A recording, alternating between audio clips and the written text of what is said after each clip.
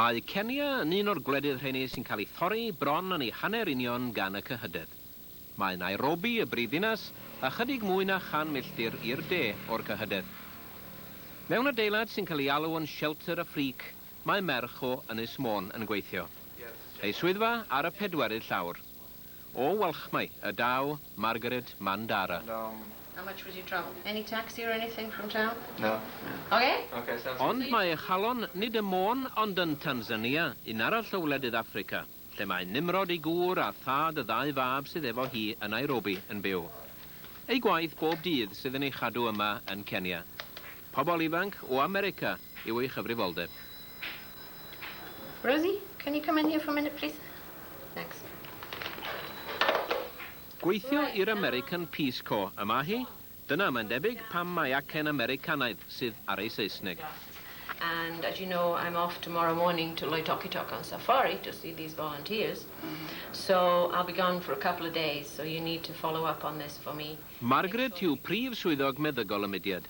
Dyletswydd sy'n golygu ei bod yn ogystal â gofalu am ei hechyd yn barod i'w wrando hefyd pan dda o'r bobl ifanc o bell sydd yn ei gofal i'w gweld. At 7 o'clock in the morning and I arrived in Nairobi at 8 p.m. But you're sitting like this the entire time and I had my pack on my lap. So it was uncomfortable. 6 buses in 12 hours in order to... Mudiad Americanaidd ydy'r Peace Corps, fatha'r BSO o Brydain, Voluntary Service Overseas. Maen nhw'n dod allan dros y wlad I gyd am 2 flynedd, a maen nhw'n gwneud bob math o bethau fel athrawon, busnes, bob dim. Mae gennym ni 150 yn Kenya rwan. Fe fydd o'n gennym ni 300 ystalwm. Okay. Ym 1963 ar ôl brwydro chwerw yn erbyn imperialaeth Prydain drwy'r 50au, y cafodd Kenya ei hannibyniaeth. Toc wedi ei ryddhau o garchar fe ddaeth Jomo Kenyatta, y cynderfysgwr, I fod yn arlywydd. Heddiw cofir amdano fel un o wlad weinwyr mwyaf parchus y cyfandir. Ond tŵr uchel Lonrho, fel rhyw ddelw I gyfalafiaeth y gorllewin sy'n codi uchaf o ganol y ddinas.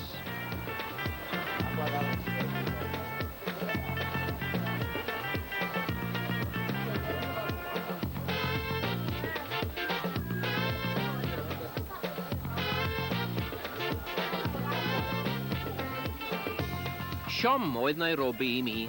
Am ryw reswm roeddwn ni wedi disgwyl y byddai'r lle'n wahanol I brifddinasoedd gwledydd duon eraill Africa. Y bydda hi'n smart ac yn lan ac yn fodern. Give us 10,000. O leia, dyma braw fod y Kelvin ddilys yn cael ei gorffen yn y fan ar lle. Nick 12,000. 12,000? Gyda pob stondin yn gwerthu bron yn union yr un peth, mae dewis celficyn ei ddau ymhlith traffrith y strydoedd cilion bron a bod yn amhosib.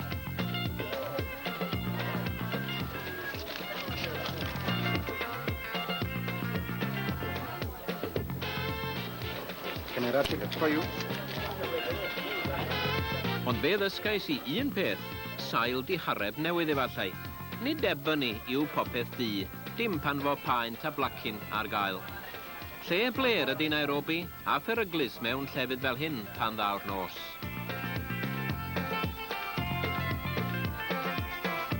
Yma rydw I weld Margaret wrth ei gwaith. Be sy'n ei chadw hi yma, a pham I bod hi yn byw mewn un wlad, a'i gŵr mewn un arall, 400 milltir I ffwrdd. This is Gwyn. Hi, Stephen. How are you doing? He's going to be with us the next few days. Okay, so we're off already? Heddiw rydyn ni'n cychwyn ar daith a'i fan I ymhell iawn o Nairobi, i'r tir gwyllt ar gorllewin ac at lethrau Kilimanjaro, mynydd uchaf Africa. Mae'r Peace Corps wedi bod â phobl yn Kenya ers 1965, yn gweithio o anghenraid yn agos iawn at lywodraeth y wlad. Y llywodraeth sy'n gwahodd, y llywodraeth hefyd sy'n elwa drwy fanteisio ar arbenigedd y bobl sy'n cael ei hanfon yma I helpu'r brodorion mewn gwahanol feysydd. Mae hi'n bartneriaeth sy'n plesio pawb. Cymorth o dramor yn Rharac am ddim I Kenya, cydwybod tawel i'r Americanwyr, sy'n cael ei cyhyddo mor aml o ymyrryd ac o fanteisio ar wledydd llai breintiedig. Rôl ddynggarol I wyn y Peace Corps.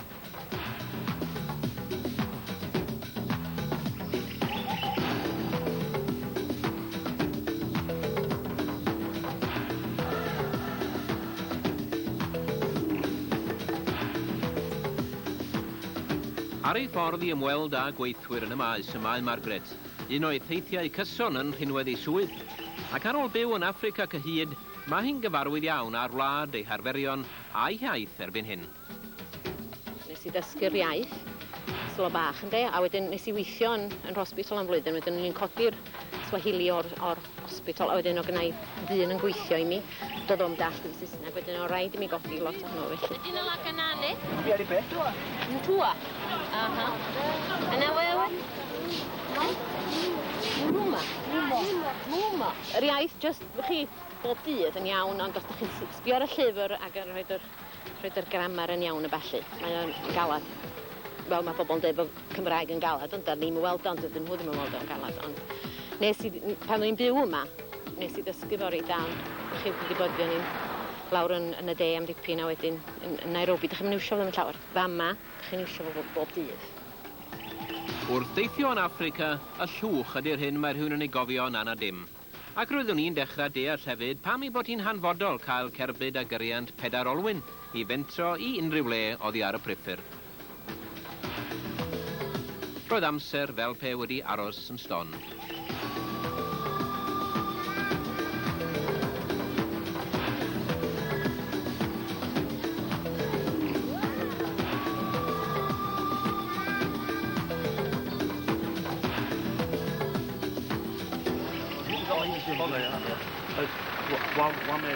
Dyma ddod yn y man i bentre Mabirikani, lle roedd dau o weithwyr y Peace Corps wedi bod yn disgwyl yn amyneddgar amdano ni.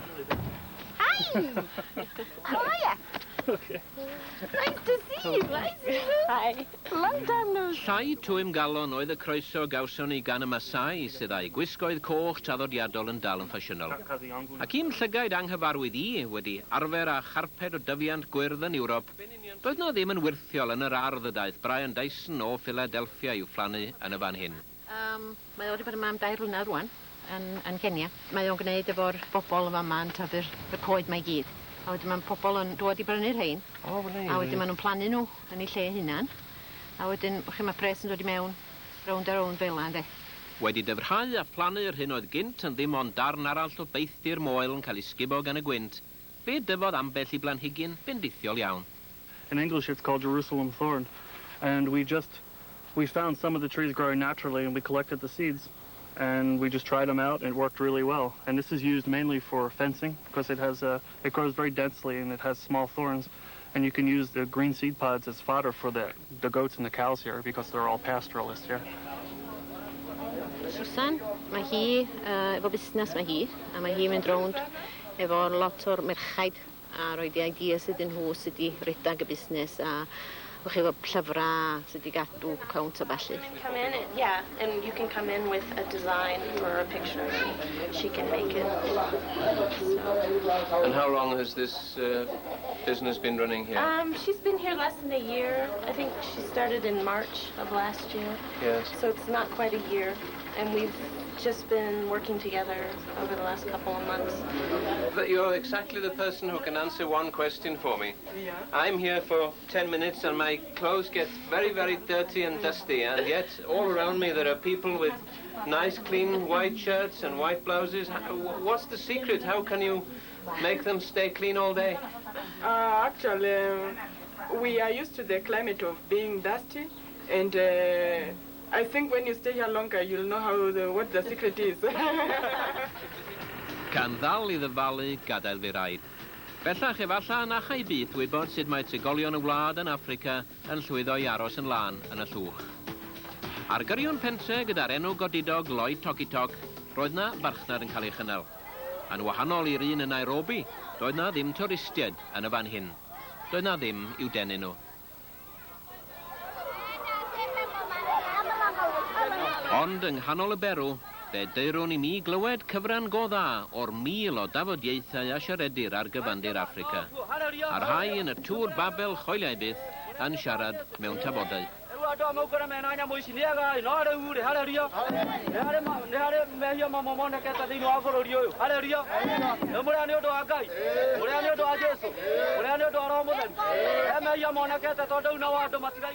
Heb bod ymhell roedd ysgol i lasit, mwy na 100 o ddisgyblion ac un o weithwyr y Peace Corps.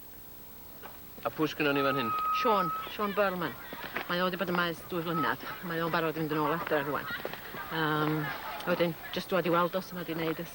Mae wedi bod yma, edrych o'n barod i fynd adre. Ie. Reit amal, dyn nhw ddim eisiau fynd adre. Nath nhw wir? Hyd yn oed efo nhw mewn lle mor anghysbeth a hyn, maen nhw'n dod i gartrefi? Ma'n bod. Ydyn nhw wir? Lot o'n nhw. Wel, mae rhaid yn fod beth. Chi'n mynd i byw fel efo'n hyn? Mi ddim. Well, I booked your COS physical. I've got the form in the car there, so I'll bring it for you in a minute. Tair ar hugain oed yw Sean Burlman, o Illinois, un o daleithiau'r peithdiroedd yn America. Ehangder ei gynefin yn y fan hyn yw'r cyfan sy'n debyg o fod yn gyffredin gyda unrhyw brofiad a gafodd o cyn cyrraedd. Ac o bryn y gwelo y math yma o awch am addysg ble bynnag yr aifo eto. Ar derfyn y gwersi ffurfiol mae'r plant sydd i gyd o gartrefi tlotaf yr ardal yn ymgynnull o'i gwirfodd i gynnal gwasanaeth yn y neuadd. Ar ôl tipyn o berswad fe'i cawsom i ganu. Rhyw sŵn heintus oedd i aros yn y cof ymhell iawn ar ôl gadael Lloyd Toc ar y ffordd i Amboseli. Tumejiwekea bima mioyoni mwetu, rafiki wa karibu naye ni Ebeneza. Tumejiwekea bima moyoni mwangu, rafiki wa karibu naye ni Ebeneza. Nimejiwekea bima moyoni mwangu, rafiki wa karibu naye ni Ebeneza. Nimejiwekea bima moyoni mwangu, rafiki wa karibu naye ni Ebeneza.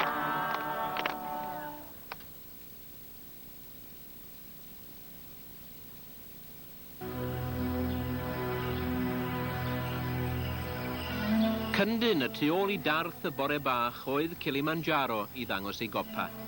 Ond fe gawson ni gep paru'n llai o binaclau mynydd uchaf Africa.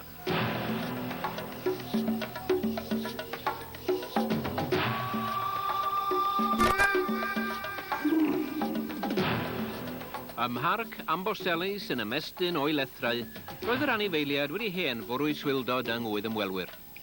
Mae 10 ran o holl arwynebedd Kenya wedi ei neilltuo'n barciau cenedlaethol, a'r polisi sy'n rheoli gyda'r mwyaf blaengar yn Africa. Eto gwelwyd diriwiad yma yn ystod y blynyddoedd diwetha, wrth i'r llwch a ddaeth gyda'r sychder a diflaniad y coed orchuddio gwyrni'r safana.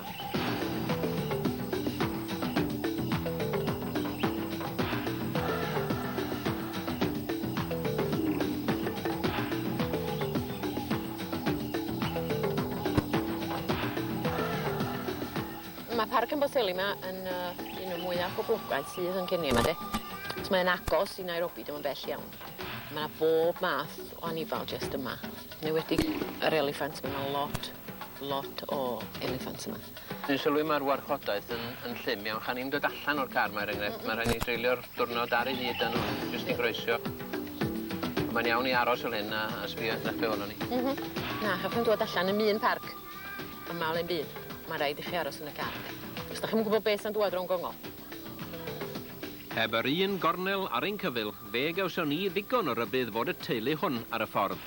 Braint anghyffredin hyd yn oed yma, oedd cael bod mor agos at deulu mor gytun.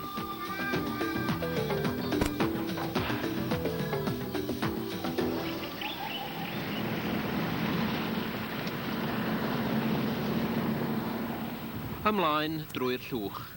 Ar ôl ymdroen y parc, roedd hi'n hwyr brynhawn cyn i ni gyrraedd ffordd o Betlin gan obeithio talu un ymweliad arall cyn nos. A oedden nhw i gyd tybed weithwyr y Pisco yn gallu dygymod â bywyd mor wahanol a mor bell o'i cynefin. O, mae yna lot o'n nhw roi ffidil yn to. Dydy o ddim i bawb, chi? Maen nhw'n dod allan ac yn trio, ond os dyn nhw'n meddwl dydyn nhw ddim eisiau bod yna, maen nhw'n mynd adro nhw. A mae yna rei arall sy'n aros 2 flynedd, 4 flynedd. Gen aros am beth weithiau. Coleg Polytechneg sydd yn Isinia. Bechgyn ifanc y fro yn dod i ddysgu crefftau a sydd i redeg busnes dan adain cyn beilot o Florida, Jim Gorman. Mae Jim yn 72. Mae o wrth i fod bod yma. Mae o wari ar yr ydian, diolwyr. Now, where is your house? Ond gyda'r problemau sydd ganddo fo ar hyn o bryd, does wybod am faint eto y bydd o'n fodlon aros yn ei dŷ to zinc. Well, we have all kinds of problems, really. It started out with bees, and it has now graduated to moths. Moths? Moths, and then in the meantime, why, there have been spiders and a few other little things. No. But the bees were the ones that really got me scared. Yeah.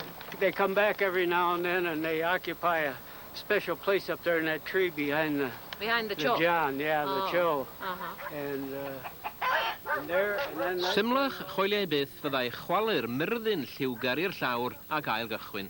Ac yna, fel penabau catalog o fidiau Jim ei hun yn ddigon, fydd ar ganfu Margaret olion creadur arall eto. A little bit of everything. This is dirt. I mean, this is bat. This looks like bat poo. I see somebody's stuck,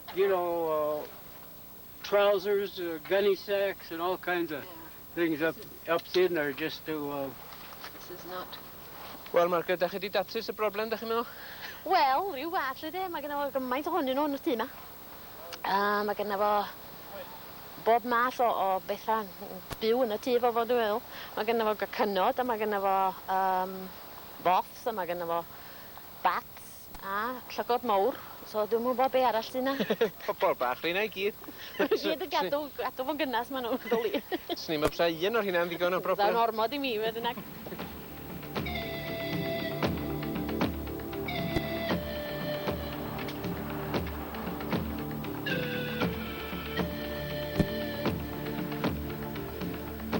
Dranoedd ar y ffordd yn ôl i Nairobi, roedd na un alwad arall i'w gwneud.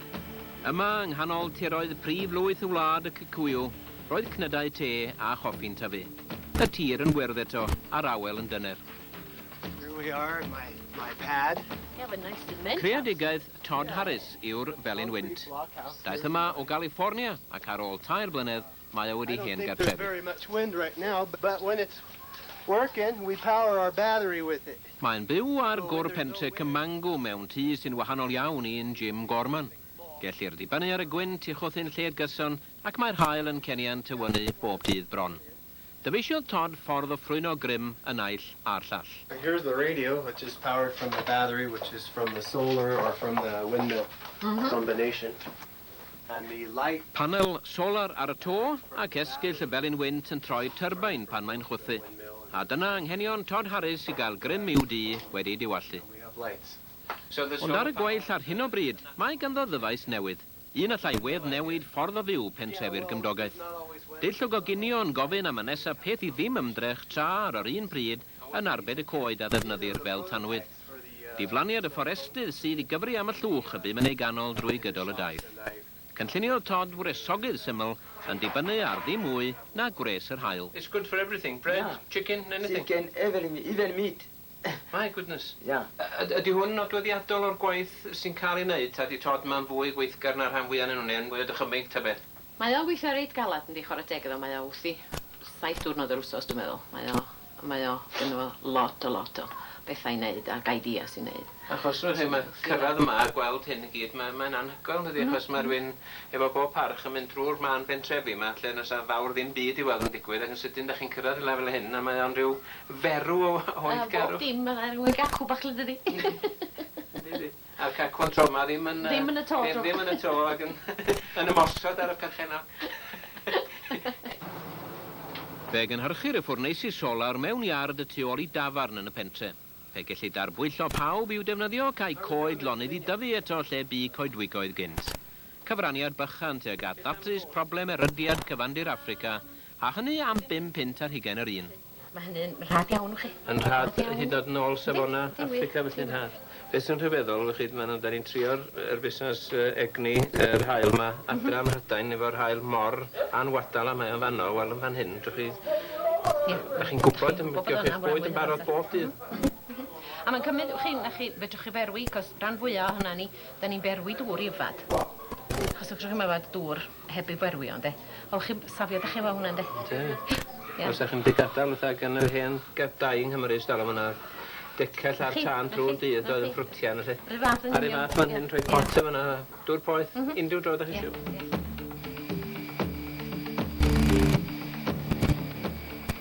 Fe ddaeth y daith drwy gefn gwlad Kenya i ben. Fe ddaeth wythnos waith Margaret i ben. Mewn awyren o'r enw Kilimanjaro yn briodol iawn, rydan ni ar y ffordd i Tanzania. Awr a 10 munud o daith fydd hi yn yr awyren hon. o Nairobi I Dar es Salaam. Fel her y bran, taith o 402 o filltiroedd o un brifddinas i'r llall. Yma mae calon Margaret. Yma mae Nimrod I gŵr yn rhedeg clinic. Mae'n gorfod gweithio, os mae rhaid I ni wneud hyn, ynddi. Mae o gweithio'n galad efo'r clinic yma. Doedd yn byd newydd I ni bod o'r wrth yn gilydd am ryw fus dau. Dwi'n mynd I bod yn broblem. I see all type of patients. I see children, I see pregnant women, I see old people. So really it's not a specialized practice. It's like a GP in the UK, general practice. What are the most common ailments, would you say? Basically infections. Malaria is still a problem. With kids, it's usually the upper respiratory tract infections. It's quite different from the where you did your training and then when you went over to Britain. Very different. In fact, it's been a learning experience for me because I had been out of the country for quite some time. So I just came back to find, well, medicine has changed, but I thought we had controlled the infections. But I'm surprised we still have plenty of it. Gwasanaethu ardal dlawd ar gyrion Dar es Salaam a wna'r clinic, a dyw meddygon ddim yn gwneud ei ffortiwn mewn llefydd fel hyn. Yma yn Tanzania ym 1975 y priododd y ddau, ar ôl cyfarfod pan oedd Margaret yn nyrsio y Manceinion yn y 60au. Mae hi wedi gweithio dros y ffin yn Nairobi ers bron 15 mlynedd. Efo hi mae ei 2 fab yn byw, David sy'n 45 oed a Peter sy'n 20. Be da ni eisiau gwneud yn diwedd, os ni'n gobeithio ni weithio allan, ar ôl I hogia ma orffan efo'r ysgol felly, ydi mynd I Arusha. A bildio clinic fanno. Wel, cyn hynny, mi fydda ni gobeithio wedi cael y clinic yn barod. A wedyn, dydwch rhyw 20 o wlau fanno, a I mi gael mynd yn ôl I ddilifro'r babis eto. Ac chi, tŷ yn fanno, I riteirio fanno. Wneud, diolch yn licio byw efo yma, mae'n rhy boeth gyda fo. Rhan fwy o'r amser, a fanno, da ni wedi bod isio riteirio erioed. Mae'r climat yn neis fanno, a mae bobl, ddigon o waith yno. Mae ddigon o waith yn bob man yn hynny. A bobl yn mynd I grabus am beth yn dydyn. Yn y cyfamser mae'r cartref ar lan y môr yn Dar es Salaam, ac fel pob graig sy'n dod adre ar o bod I ffwrdd am spel, mae hi'n canfod digon o bethau sydd angen I gwneud. Nes I lwcus chos pan wnaethon ni symud i'r tŷ yma fyma rwan yn Dar es Salaam, rhyw 4-3 lawr wrtha ni, mewn o ddynas Gymraeg o Sir Gaernarfon. A mi oedd hi wedi byw allan yma ers 20 mlynedd, ers na ddwy. A mi gymodd hi fi o dan I chesal mewn ffordd.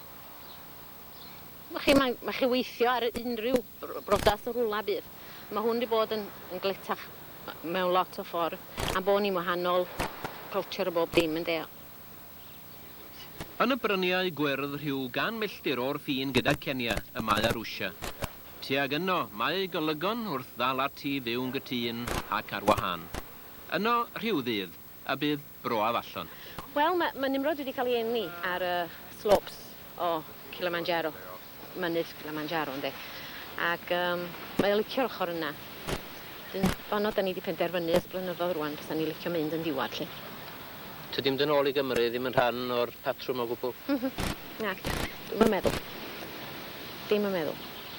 Fama di cartra rwan.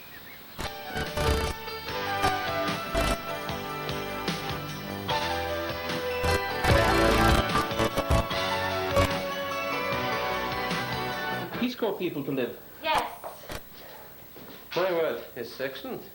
Lovely. Very nice. Yeah, very nice. It's customized according to your taste, I take it. Oh, sure. Actually, yeah, this house was picked before they even knew I was coming, so I was just told, this is where you're going to live, and I said, okay.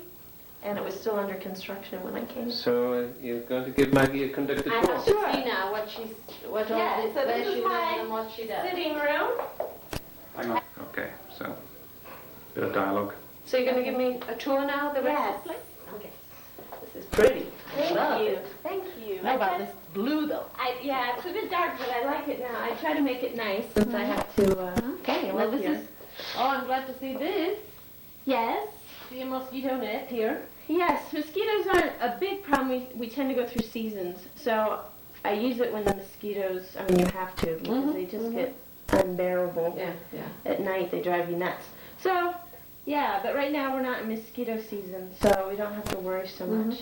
But this is your spare room now. Yeah, this is my guest bedroom. This is where I do all my work, which I do a lot of work at home, writing lesson plans and that kind of thing.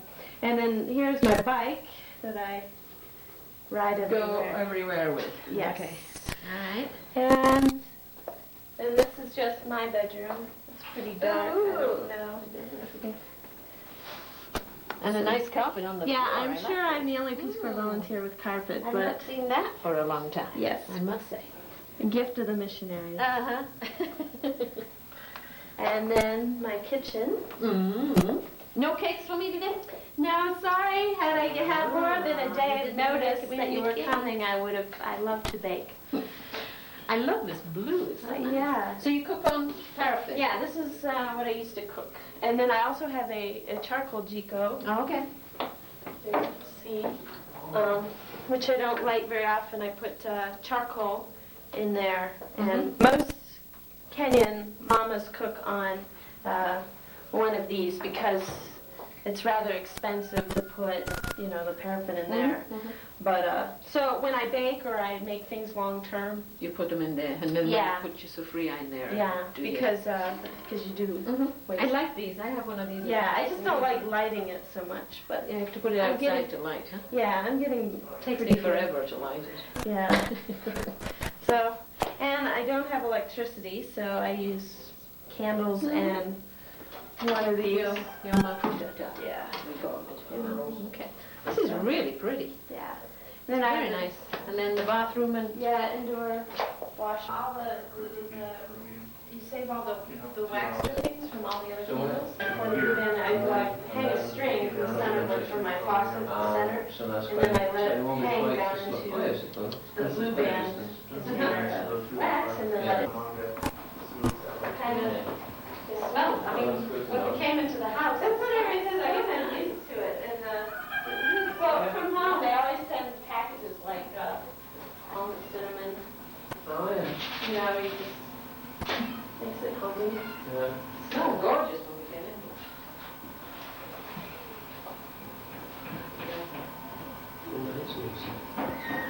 And what would you, occupation is what? You're a business advisor? Is that Yeah. what we put? Yeah.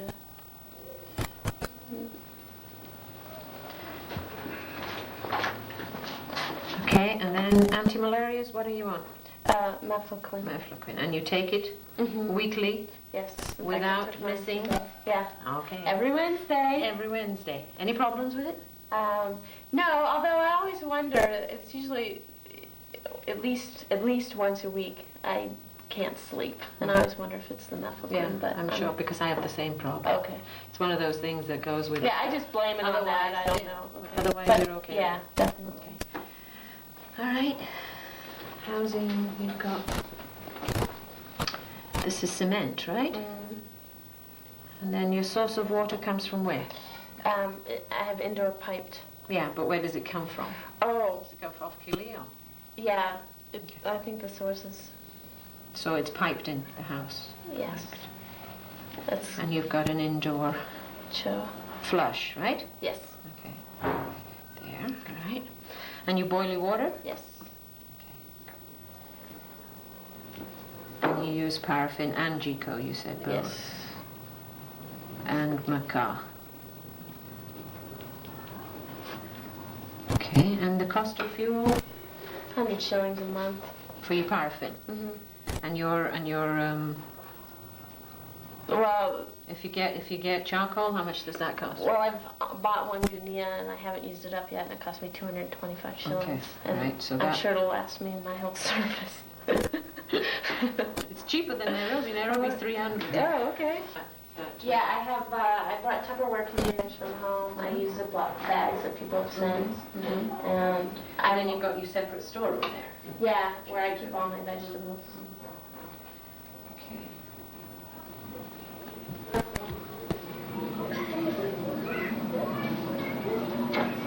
Yeah, I would be my...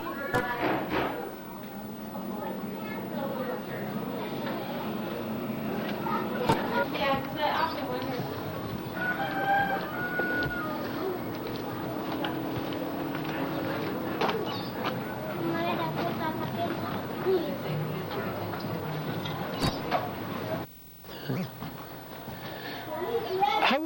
sum up, Susan, what you get out of the Peace Corps tour you've done here.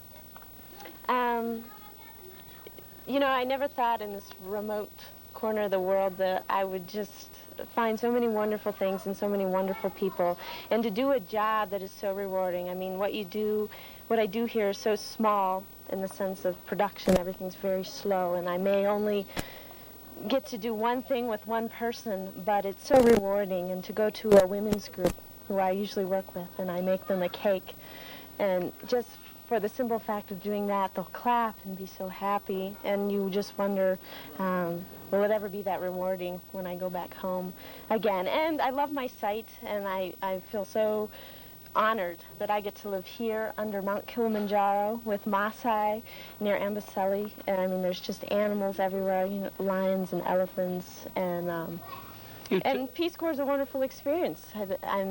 I can live here and do a job. You talk about it with almost a religious fervor. Is it almost that? Yes, because when I go back home, I feel like no one's ever going to understand the Loitoktok that's in my heart.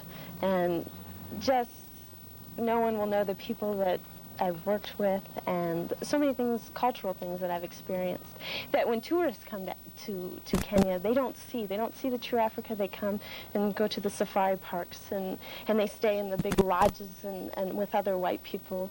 But Brian, Sean, and I get to see so much. We get to be with the people and work side by side with the people and really see how this culture works, and that Africa isn't all about mud huts and primitive Maasai, that there really are some really neat aspects of Kenya that we get to see. And where in the States is home? Oh, Ohio, which is near Canada and the Great Lakes. What did your folks think when you came out here? Oh, they were petrified. My mom didn't want me to come. She thought that something would happen to me because I was coming to a third world country. And then I think after I got here and by my letters home, she was petrified that I'd never come home, that I would marry and stay here because I'm so happy. And Is that likely? No, I don't think, but I very much want to stay. And if I go back home, I know I want to come back. And now my parents and my family have come to visit, and I think they understand. So. What did they think of it when they arrived? Oh, they loved it, and my mom, I know, is even more petrified that I'm going to stay because she sees how wonderful it is. But I'll go home first and then come back. So. That's excellent.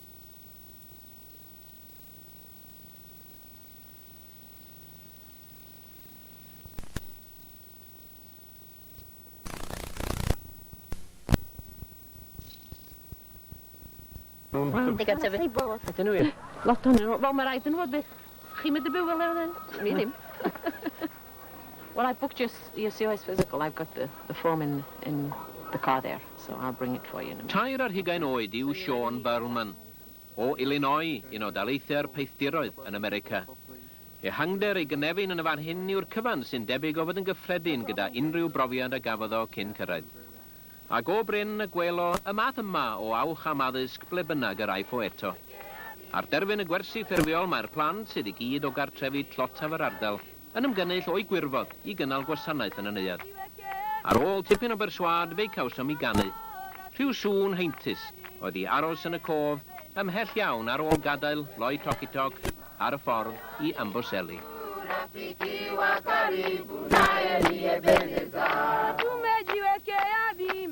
Mioyoni mwetu rafiki wa karibu naye niyebeneza. Nimejiwekea bima moyoni mwangu rafiki wa karibu naye niyebeneza.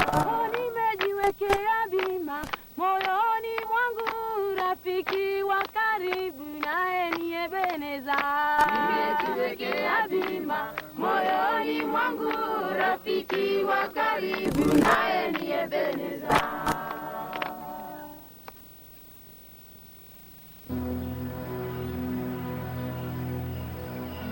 Cyndyn y tu ôl i darth y bore bach oedd Kilimanjaro i ddangos ei gopa. Ond fe gawson ni gip ar un llai o binaclau mynydd uchaf Africa.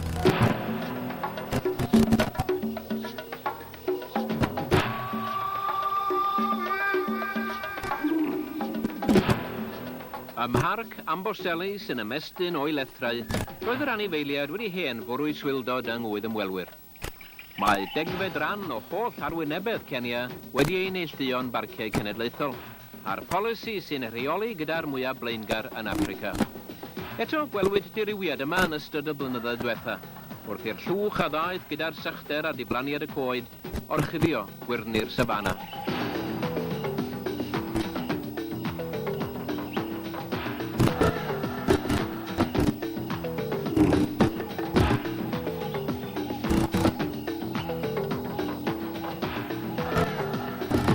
Mae Parc Amboseli yma yn un o mwyaf poblogaidd sydd yn Kenya yma, de. Os mae'n agos i Nairobi, dim yn bell iawn. Mae yna bob math o anifal jyst yma. Newedig yr eliffant, mae yna lot o eliffants yma. Dwi'n sylwi mae'r warchodaeth yn llym iawn. Chan ni'n dod allan o'r car mae'r enghraifft. Mae rhaid ni dreulio'r diwrnod ar ei hyd yn nhw, jyst i groesio. Mae'n iawn i aros fel hyn a sbio at be o'n ni. Na, chaffi'n dod allan ym un parc. Yma o'n byd. Mae rhaid i chi aros yn y car. Os da chi'n gwybod beth yn dod rhwng gongol? Heb yr un gornel ar ein cyfil, fe gawson ni ddigon o rybydd fod y teulu hwn ar y ffordd. Braint, anghyffredin, hyd yn oed yma, oedd cael bod mor agos at deulu mor gytun.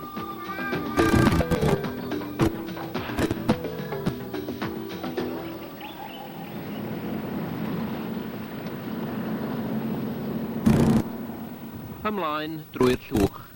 Ar ôl ymdroi yn y parc, roedd hi'n hwyr brynhawn cyn i ni gyrraedd ffordd o Betlin gan obeithio talu un ymweliad arall cyn nos. A oedden nhw i gyd tybed weithwyr y Peace Corps yn gallu dygymod â bywyd mor wahanol a mor bell o'i cynefin. O, mae yna lot o'n nhw roi ffiddiol yn to. Dydy o ddim i bawb, chi? Maen nhw'n dod allan ac yn trio, ond os dyn nhw'n meddwl dydyn nhw ddim eisiau bod yna, maen nhw'n mynd adro nhw. A mae yna rei arall sy'n aros 2 flynedd, 4 flynedd. Gen aros am beth weithiau. Coleg Polytechneg sydd yn Isinia. Bechgyn ifanc y fro yn dod i ddysgu crefftau a sydd i redeg busnes dan adain cyn beilot o Florida, Jim Gorman. Mae Jim yn 72. Mae o wrth i fod bod yma. Mae o wari ar yr ydian, diolch. Now where is your house? Ond gyda'r problemau sydd ganddo ar hyn o bryd, does wybod am faint eto y bydd o'n fodlon aros yn ei dŷ to zinc. Well, we have all kinds of problems, really. It started out with bees, and it has now graduated to moths. Moths? And then in the meantime, why, there have been spiders and a few other little things. But the bees were the ones that really got me scared. Yeah. They come back every now and then, and they occupy a special place up there in that tree behind the chow. John, the chow. And then Symlach choeliau byth fyddai chwalu'r myrddin lliwgar i'r llawr ac ail gychwyn. Ac yna, fel penabau catalog o fidiau Jim ei hun yn ddigon, fydd ar ganfu Margaret olion creadur arall eto. A little bit of everything. This is dirt. I mean, this is bat. This looks like bat poo. Well, see, somebody's stuck, trousers, gunny sacks, and all kinds of things up in there just to... This is not... Wel, Margaret, da chi wedi datrys y broblem, da chi'n meddwl? Wel, rhyw fath ydw. Mae gennym fo gymaint ohonyn nhw yn y tŷ yma. Mae gennym fo bob math o bethau byw yn y tŷ fo fod dwi'n meddwl. Mae gennym fo cynod, a mae gennym fo boths, a mae gennym fo bats, a llygod mawr. So dwi'n mwyn bod be arall sy'n yna. Pobol bach, fi yna i gyd. Gyd y gadw fo'n gynnas maen nhw'n doli. Snim o psa un o'r hynna'n ddigon o broblem. Da'n ormod i mi, wedyn ag.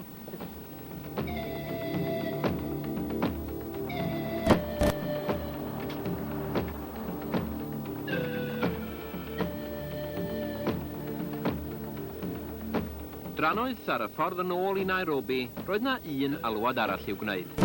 Yma, yng nghanol tiroedd prif lwyth y wlad y Kikuyu, roedd cnydau te a choffi'n tyfu. Y tir yn wyrdd eto, a'r awel yn dyner. Here we are at my pad. Creadigaeth Todd Harris yw'r Felin Wynt. Daeth yma o California ac ar ôl 2 blynedd, mae o wedi hen gartrefi. I don't think there's very much wind right now, but when it's working, we power our battery with it. Mae'n byw ar gwr pentre Cymangu mewn tŷ sy'n wahanol iawn i'n Jim Gorman. Gellir ddibynnu ar y gwynt i chwthu'n lled gyson ac mae'r haul yn Kenia'n tywynnu bob dydd bron. Dyfeisiodd Todd ffordd o ffrwyno grym yn aill a'r llall. Here's the radio, which is powered from the battery, which is from the solar or from the windmill combination. And the light... Panel solar ar y to, ac esgyll y felin wynt yn troi turbine pan mae'n chwythu. A dyna anghenion Todd Harris i gael grym i'w di wedi diwallu. We have lights. Ond ar y gweill ar hyn o bryd, mae ganddo ddyfais newydd. Un allai wedd newid ffordd o fyw pentrefi'r gymdogaeth. Dill o goginion gofyn am y nesaf peth i ddim ymdrech tra ar yr un pryd yn arbed y coed a ddefnyddir fel tanwydd. Diflaniad y fforestydd sydd i gyfri am y llwch y bym yn ei ganol drwy gydol y daith. Cynllunio Todd wresogydd syml yn dibynnu ar ddim mwy na gwres yr haul. It's good for everything. Bread, chicken, anything. Chicken, everything, even meat. My goodness. Yeah. Ydy hwn nodweddiadol o'r gwaith sy'n cael ei wneud? Ta di Todd ma'n fwy gweithgar na'r rhan fwy anyn nhw'n fwy o dychymyg ta beth? Mae o'n gweithio reit galad yn di chwarae teg iddo. Mae o wrthi 7 diwrnod yr wsos, dwi'n meddwl. Mae o gyda lot o bethau i wneud a ideas i wneud. Achos mae cyrraedd yma a gweld hyn i gyd, mae'n anhygoel, ydy, achos mae rhywun efo bob parch yn mynd drwy'r man bentrefi yma, lle nes a fawr ddim byd i weld yn digwydd, ac yn sydyn da chi'n cyrraedd y lefel hyn, a mae o'n rhyw ferw o hoedgarw. Bob dim, mae'n rhywun gacw bach lyd ydi. A'r cacwan tro yma ddim yn... Ddim yn y to. Ddim yn y to, ac yn ymosod ar y perchenna. Fe gynhyrchu'r y ffwrneisi solar mewn iard y tu ôl i dafarn yn y pentre. Fe gellu darbwyllo pawb i'w defnyddio cael coed lonydd i dyfu eto lle bu coedwigoedd gynt. Cyfraniad bychan tuag at ddatrys problem erydiad cyfandir Affrica, a hynny am 5 punt ar hugain yr un. Mae hynny'n rhad iawn o chi. Yn rhad hyd yn ôl safona Affrica felly'n rhad. Beth sy'n rhyfeddol, mae'n o'n da'n trio'r busnes egni yr hael yma adra ym Mhrydain efo'r hael mor anwadal a mae o'n fanno, wel yn fan hyn, a chi'n gwybod, diolch eich bwyd yn barod bob dydd. A mae'n cymryd, fedrwch chi berwi, cos rhan fwyaf hynna ni, da ni'n berwi dŵr i yfad. Chos o'ch chi'n meddwl dŵr heb i berwi o'n de. O'ch chi'n safio ddech chi efo hwnna'n de. Os ydych chi'n mynd i gadael wrth gan yr hen gerdau yng Nghymru, stala yma decell ar tân trwy'r dydd oedd yn ffrwtian. Rhy fath yn hynny. A rhy fath fan hyn, rhoi pot yma dŵr poeth, unrhyw droed ydych chi siw.